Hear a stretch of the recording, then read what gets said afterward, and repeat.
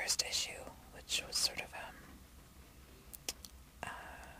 I guess, a situation going on in your romantic life.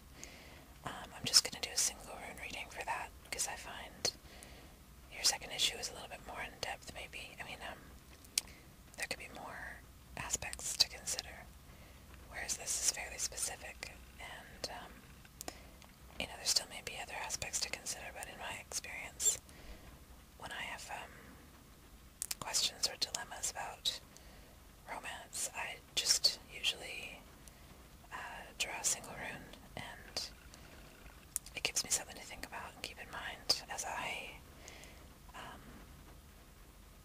in my interactions with that person or whatever. So hopefully that works for you.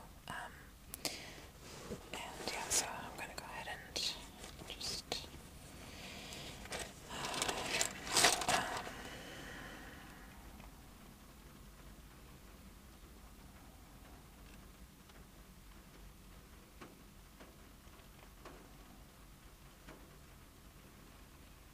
okay.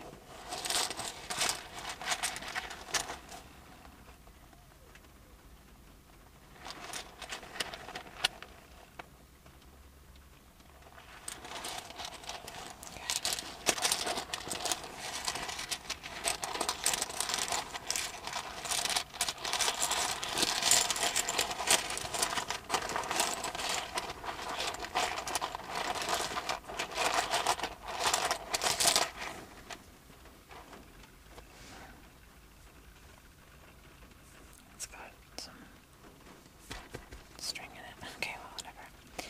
Alright, so that is your single rune reading for your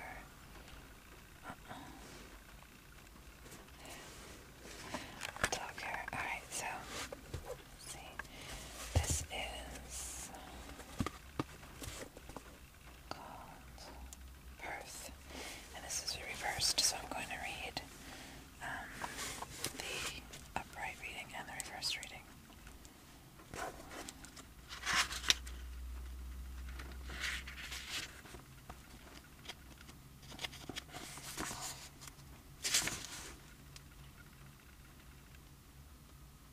Okay.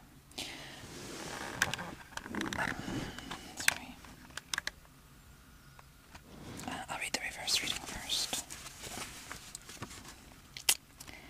Okay, so birth is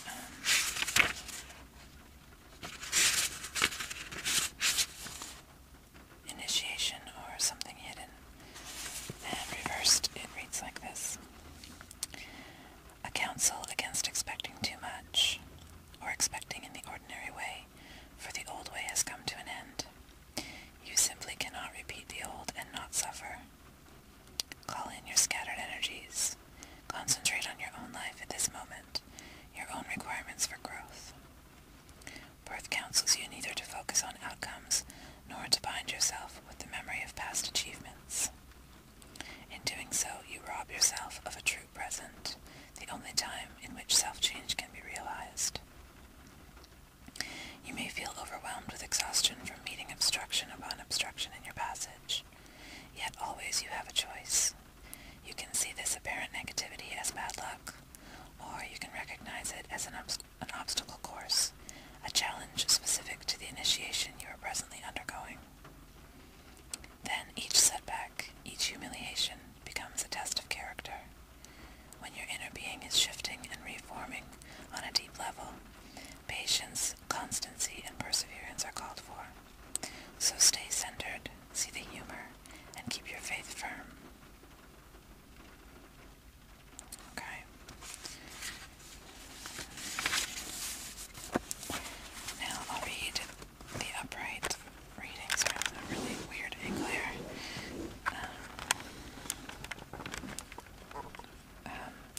So this is kind of like, it's showing you, I guess, a side of the situation that maybe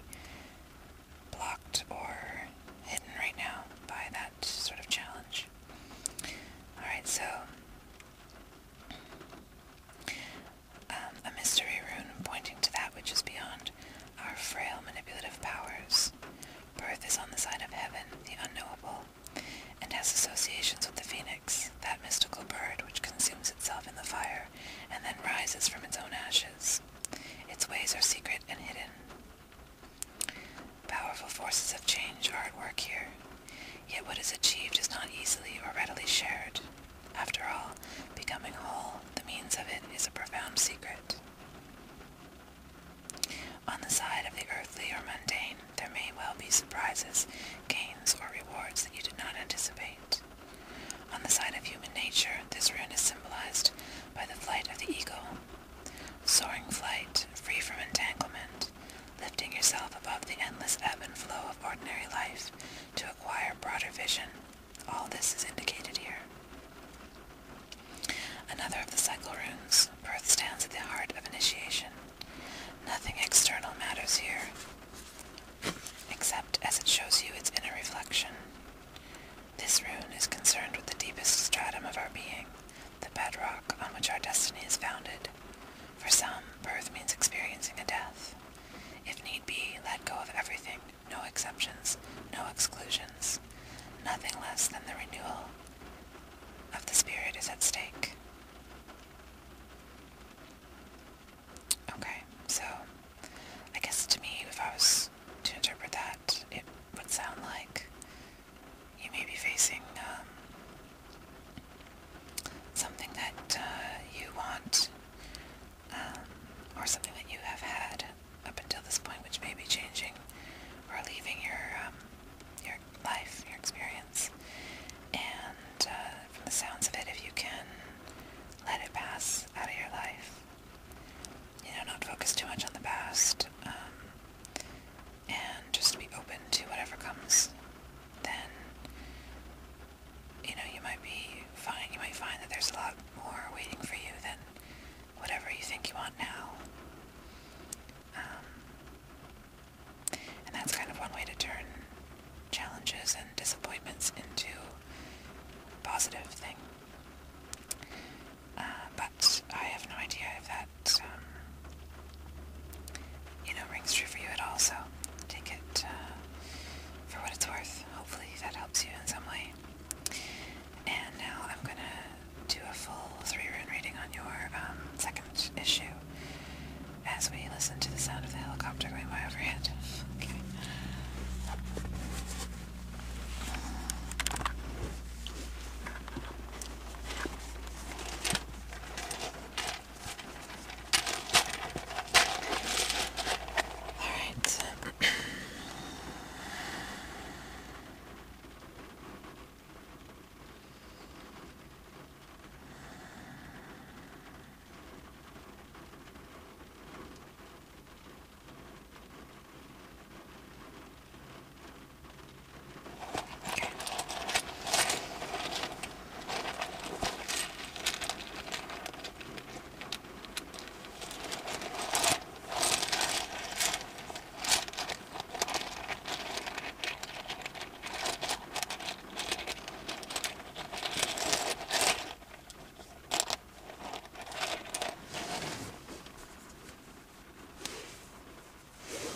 That's your overview.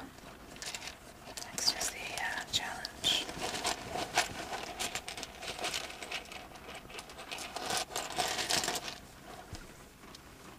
What is in my bag? Thread. Okay. And the action called for.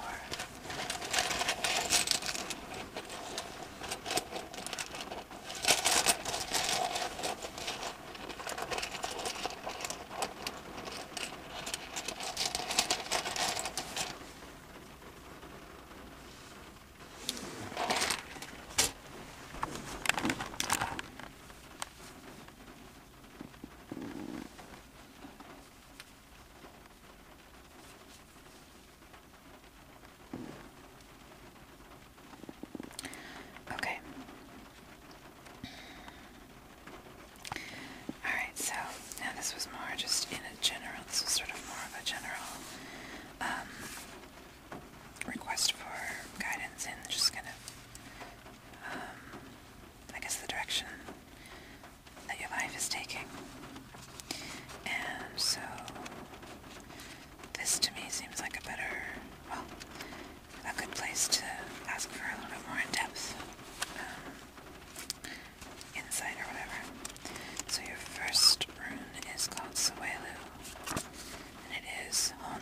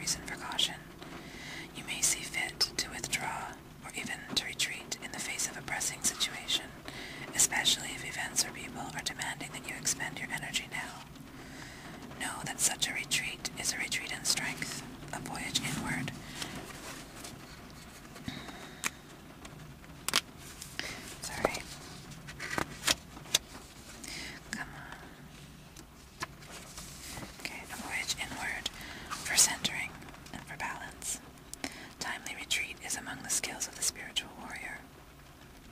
Suelu counsels opening yourself up, letting light into a part of your life that has been secret and shut away.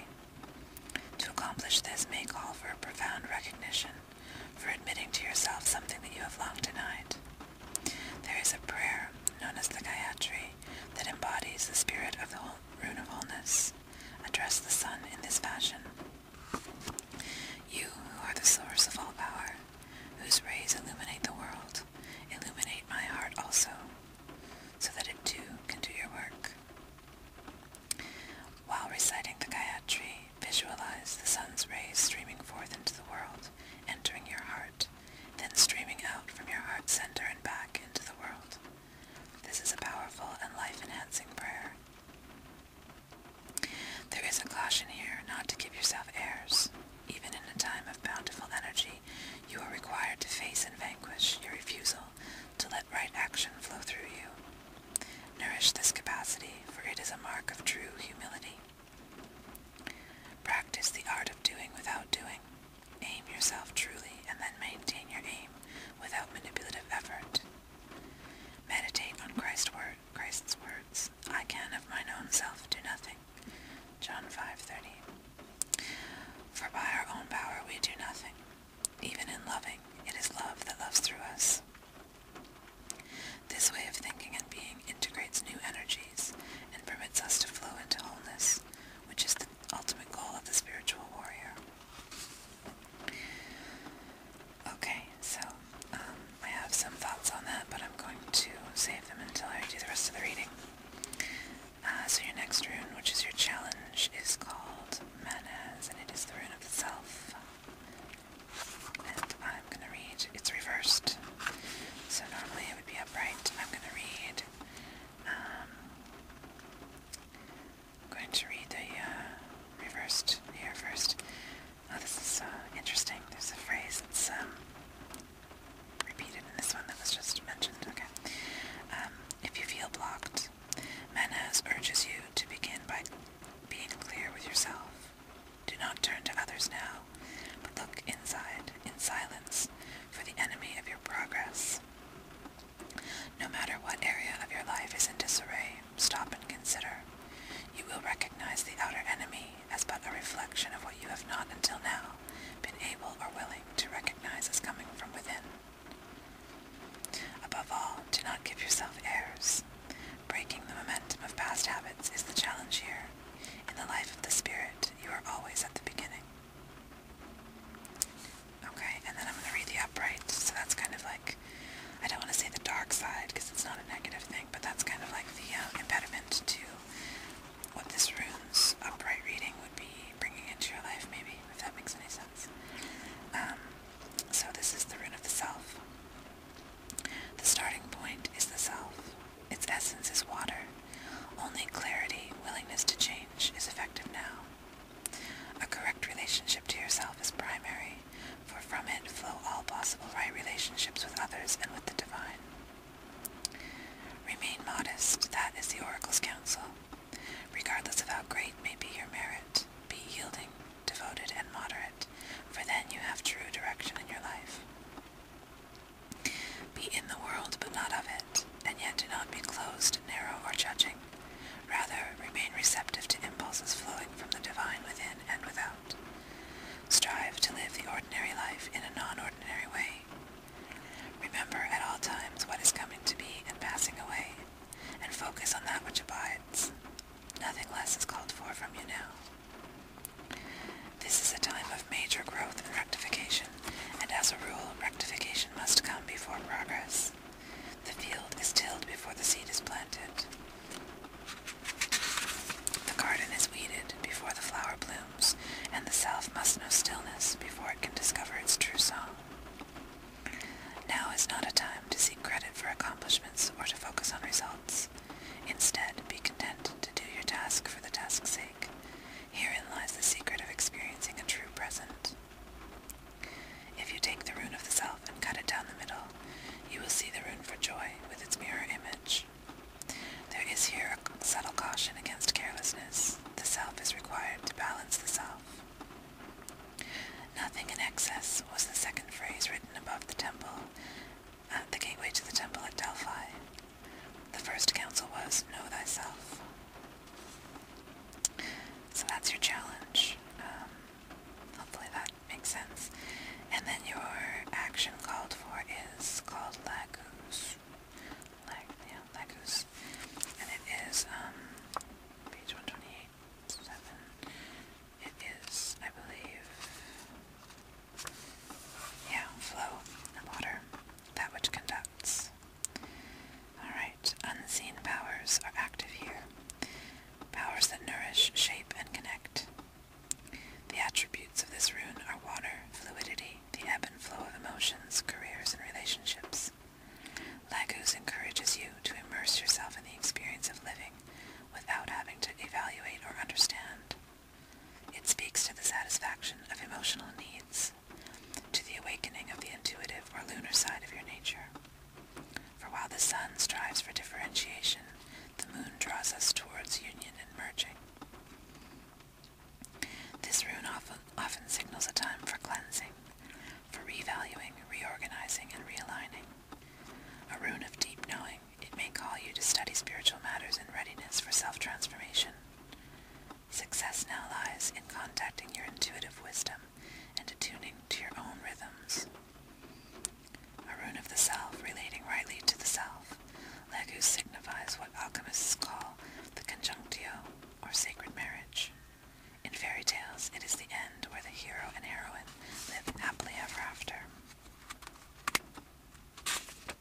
That's it. Okay, so that to me, I mean, I think that's pretty clear, but just to throw in my 2 cents, because, like, again, it's funny, I always, I mean, this might very well be just coming from my own experience, so, you know, take that with a grain of salt, but,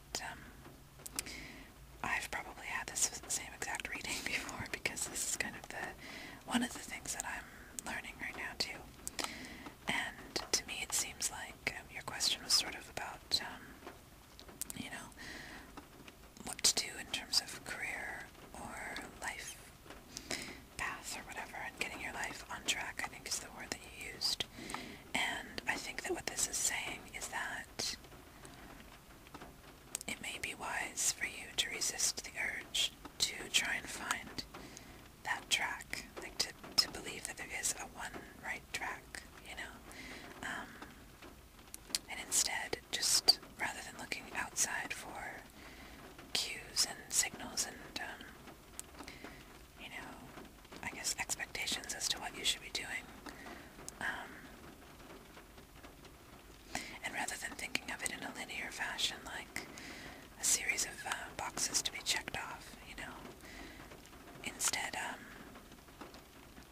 which, you know, is absolutely the way that we're sort of taught to do things, and it's the way that seems to make the most sense logically, and be kind of the surest and most safe and comfortable way to go about planning our lives. But what that does, what it can do, at least in my experience, is really leave you feeling disconnected from your own inner guidance, your own sense of what you want to do, what you care about, you know, what you're passionate about, and what makes you feel like you're living an authentic and meaningful life. And if you're anything like me, you know, ultimately you can't really escape that voice. It's gonna chase you as you try and do what's expected and what makes sense and what's, you know, what you're supposed to do. So if you're at that crossroads where you're feeling like you want to, you know, sort of start along a path and find out, you know, what you should be doing with your life, for example, I would really, from my own personal experience, and this is advice that I have to give myself constantly right now, but if you can have the faith and the courage and the trust in yourself to look for those answers to those questions inside yourself, not from anywhere else, and then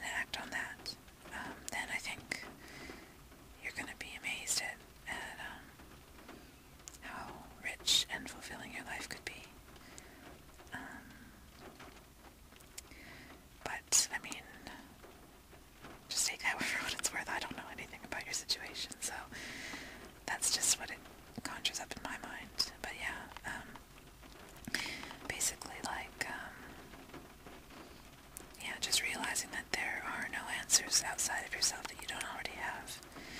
You just gotta tap into them and then trust them. And to just be honest with yourself about your strengths and your limitations and your passions, what you're attracted to, what you're, turned off by in terms of anything really. And trust those things, that those promptings and those desires and, the things that motivate you for a reason. That's what makes you unique. And those are the clues to finding out what your path really is to learn how to listen to yourself inside and see how you respond to things. It can be really, really hard to trust that, of course, especially in this world where there's so much fear and uncertainty and so many people who, stay on the middle road because it's safer. But, ultimately, that safety that everyone's chasing, it doesn't exist. The unexpected can always come in and just throw everything up in the air, so you might as well do what you care about, right? That's my theory anyway. That's kind of what I'm building my life around at the moment, so I kind of feel passionately about that right now, so if it doesn't really make sense to you, forgive me for going on about it, but to me that's what life's all about. And then, the last one being flow. Again, just, for me it's a constant reminding myself and a constant practice to stop needing to analyze and understand everything so much and see a clear path laid out in front of me and a logical strategy that I can, implement, and everything will go exactly as planned. And instead, just actually be present in the moment, and experience things fully and see where that leads you, naturally and organically, what that unfolds.